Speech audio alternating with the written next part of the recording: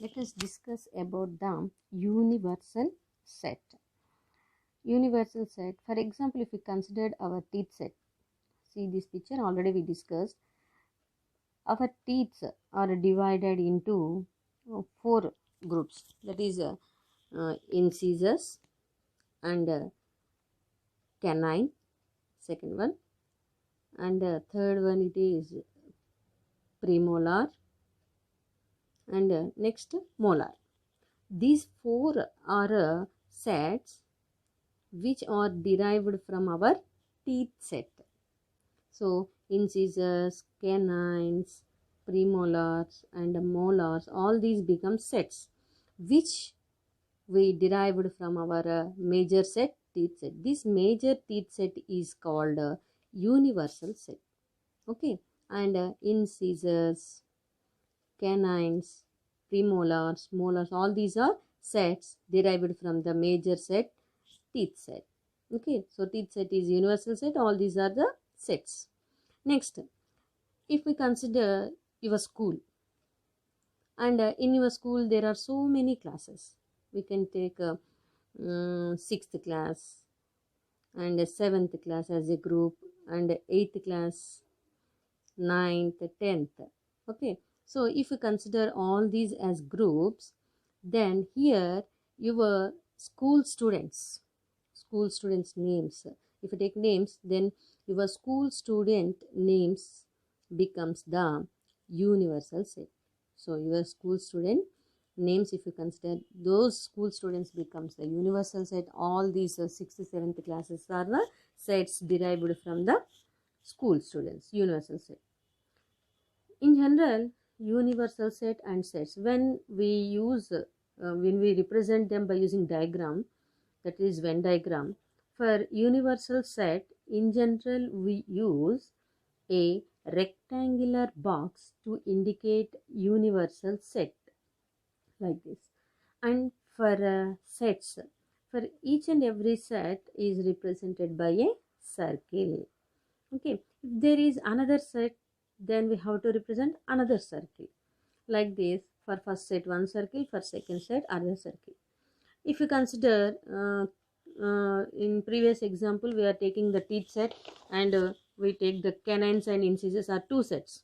Then for canines we have to draw one set, and for incisors we have to draw another set, and a new becomes the universal set. Like this we represent by using the diagram. This is canine set, and this becomes the incisors. Okay, canines, incisors are two sets derived from the universal set, teeth set. Okay, like this we represent in Venn diagrams. Next, if we consider the universal set, so if you consider universal set, that is represented by nu or u. Generally we use nu only to represent universal set. Okay, if we consider the natural numbers, so we know that even numbers and odd numbers are taken from natural numbers only. So then even number, this is one set, odd number as another set. If I take that, then even number we have to draw one circle, odd number we have to draw another circle, and for these two sets n becomes the universal set. Okay, n becomes our universal set, and even numbers, odd numbers are two sets derived from natural numbers. To represent in diagram, we have to use a rectangle box to represent nu, and two sets, even numbers and odd numbers. Even number 1 and odd number we have to take another circle. So I am taking another circle, draw like that for another circle. This represent even number, this represent odd number, and nu is nothing but our natural number set. Here natural number is universal set. Next, if you consider A is equal to 1, 2, 3 as a set, and how many possible sets we can derive from A. That means by taking some elements we have to form another sets. Okay, so first I'm writing possible subsets. I can take no element from A. Then just I have to write open bracket and close bracket. This is also a set derived from A without any element. And I can take one elements, that is simple by 1. By taking 2 as element, we can write a set like this 2. And if we take 3 as element, then we can write 3 single set elements. And if we take 2 elements, then we can write derive a set like 1 comma 2. And next second as 1 comma 3. Next we can write 2 comma 3. Okay, so 2 element sets. And we can take 3 elements also. Here don't write 1 comma 3 and 3 comma 1 as different sets, because 1 and 3 are elements. Here also 1 and 3 are elements. Order is not important. What are the elements, that is important. 1 and 3 are elements. Here also 1 and 3 are elements. So both are same. Don't write 1 and 3, 3 comma 1 as separate. Okay, both are same. Next I can take 3 elements, that is 1 comma 2 comma 3. Okay, so now just see here, without no element, without 1 with 1 elements, with 2 elements, with 3 elements, we derived the set from major set A like this. Okay, now let us consider the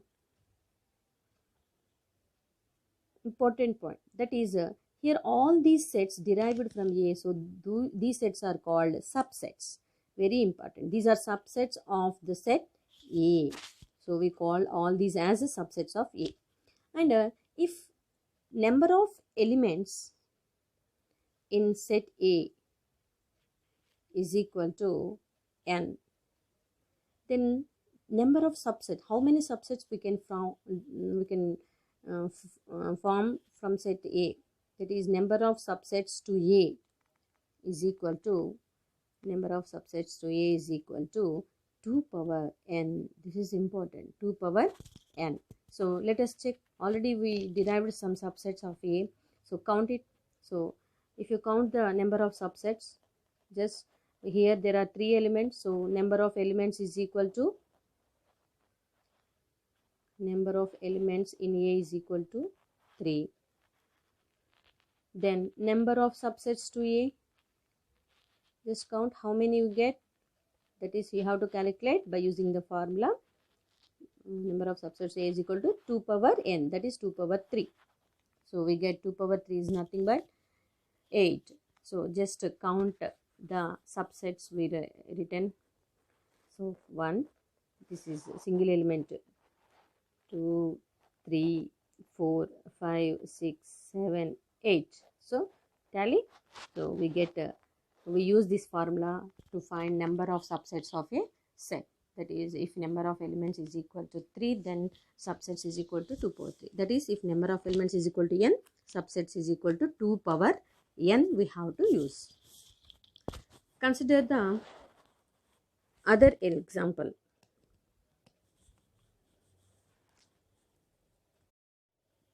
If I take A is equal to for example A comma B comma C comma D, 4 elements if I take, then if you observe that number of elements in A is equal to here 1, 2, 3, 4 elements are there, we have to write 4. Then number of subsets we get, number of subsets is equal to, we get 2 power n, that is 2 power 4. I have to write 2 power 4 is nothing but 2 to the 4, 4 to the 8, 8 to the 16. So we get 16 subsets. So let us write and check it is correct or not. First we can write a set without taking any element. Okay,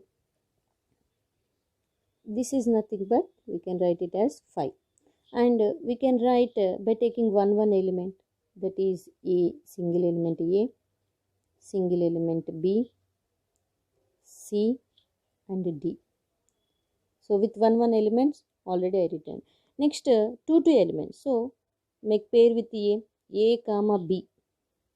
So A comma B becomes one set. Next A comma C. A comma C and A comma D.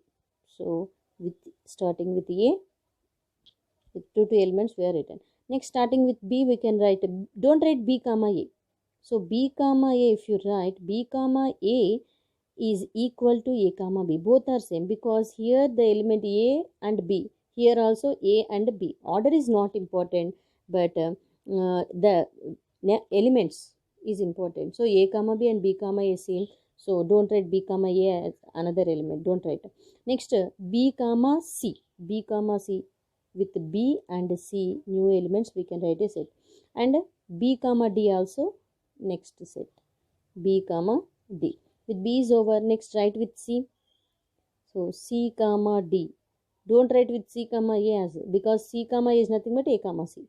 So C comma D is a next set. So with the two elements is over. Next write by taking three elements. Three elements means from 4 we have to eliminate one element. That means by eliminating D first. I am writing, that is A comma B comma C. This is one set. And next one, now eliminate C. Then you get A, B and D. A, B and D. Next, if I eliminate B, then A comma C comma D. If I eliminate A, then I get B comma C comma D. So with three elements we get that. And we can take 4 elements also. That means final A comma B comma C comma D. This is major set. So this is complete set A. So we start from 5 and we end with A. Now just we have to count how many subsets are there for A. So count it. This is 1, 2, 3, 4, 5, 6, 7, 8, 9, 10, 11, 12, 13, 14, 15, 16. So we get total 16 subsets. Very important. They will ask a question like this. If they will give a set like this, A is equal to 1, 2, 3, 4 like that, and they will ask how many subsets we can get from A. There is, we have to write number of subsets is equal to 2 power 4. Or they can ask write the subsets to A is equal to A comma B comma C comma D. So then we have to write all these subsets. So in order we have to write and count that. Total we have to get 16 subsets. Now we will see the definition of subsets. Then subsets is nothing but if all elements of A or any set are present in B, then A is said to be subset of another set B. That means, and we write it like this. A subset means this symbol. Like this you have to write subset of B. A is subset of B. A is subset of B means like this you have to write A. A subset of B means